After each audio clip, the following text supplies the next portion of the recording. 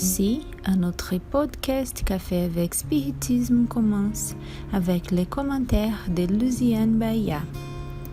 Le message partagé par Luciane s'intitule Jésus, est écrit par l'esprit Amélia Rodrigues et dans le livre Prémices du Royaume, Prémices du Reino, pas encore traduite en français. Psicographie de Divaldo Pereira Franco.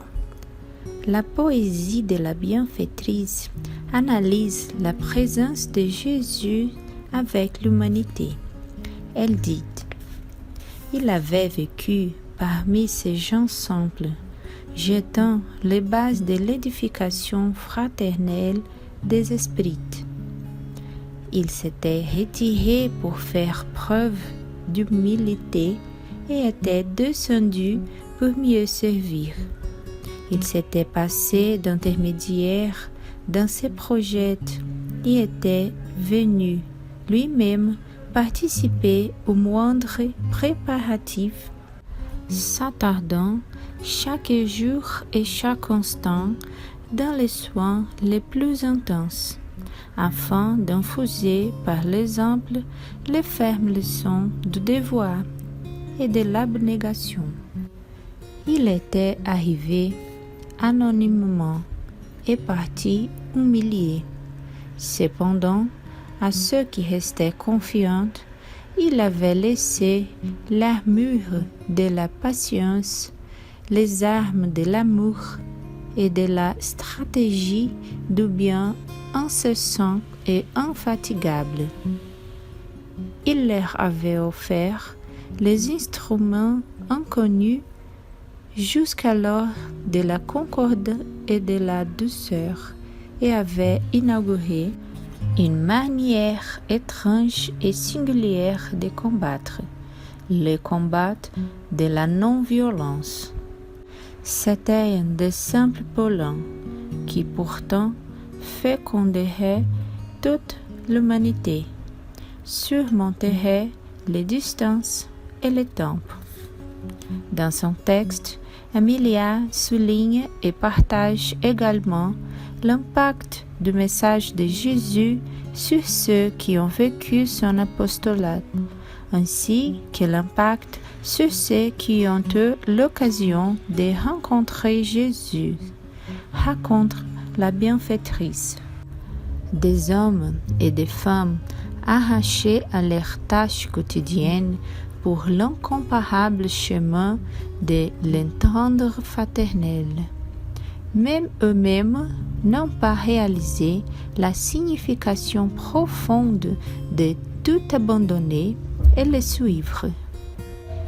Ils caressèrent pendant des mois d'étranges et naïves expériences.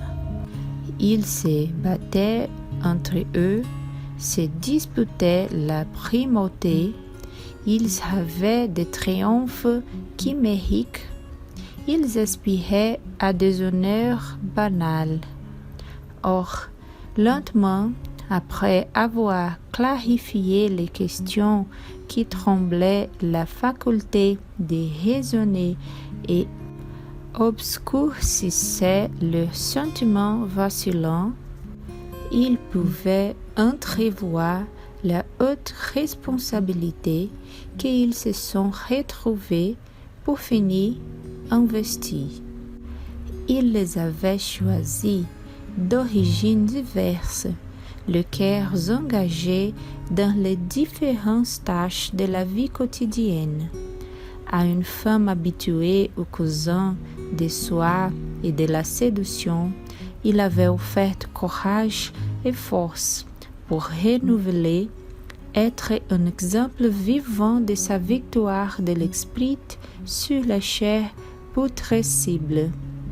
Il avait joué le vent d'art docteur de la loi, lui donnant une profonde pénétration dans les mécanismes complexes de renaissance purificatrice. Il l'avait signalé à un administrateur fidèle l'expérience du royaume, lui rendant sa fille malade dans une éloquente déclaration sur la valeur de la santé spirituelle. Les amis, commenceuses intimes de toutes les heures, les avaient choisis parmi les modestes fonctions du peuple, les entraînant dans un régime de discipline austère et d'affection incessante pour les luttes sans fin d'un dévouement illimité. Jésus a lancé ses enseignements au cœur de l'humanité, dans les différents sols, ayant la certitude de la fertilité de certains et ne doutant jamais de la fatalité de la fertilité de tous les sols, de tout le cœur.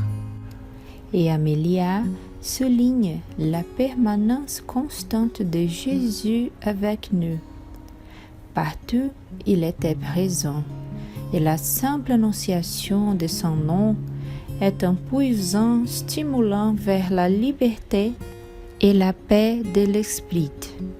Ne triomphant pas dans le monde, Jésus a surmonté toutes les vicissitudes et a établi les phrases du nouveau monde de l'humanité heureuse, dans la construction duquel nous sommes tous unis, dans incarné et incarné, dans l'exercice d'apprentissage et de la vie évangélique. Et la bienfaitrice termine son message en parlant de l'héritage de l'Évangile.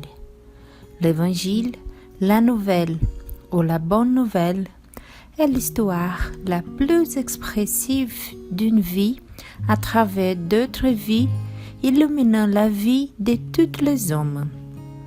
C'est l'histoire d'un homme qui s'élève dans l'histoire et devient plus grande que l'histoire, la partageant avec sa naissance pour constituer la charpente resplendissante des faits de la pensée universelle, l'histoire la plus émouvante jamais écrite, le plus grand amour que le monde ait connu, l'exemple le plus fécond qui ait jamais existé. La vie de Jésus est l'appel permanent à la douceur, à la dignité, à l'amour et à la vérité. L'aimer, c'est commencer à le vivre. Les connaître, c'est les façonner dans l'esprit et dans le cœur. La vie qui contient l'histoire de notre vie, c'est la vie de Jésus. La joie éternelle, le bon message de réjouissance, c'est l'Évangile. Avec une immense gratitude dans mon cœur, je vous embrasse et vous donne rendez-vous au prochain podcast Café avec Spiritisme.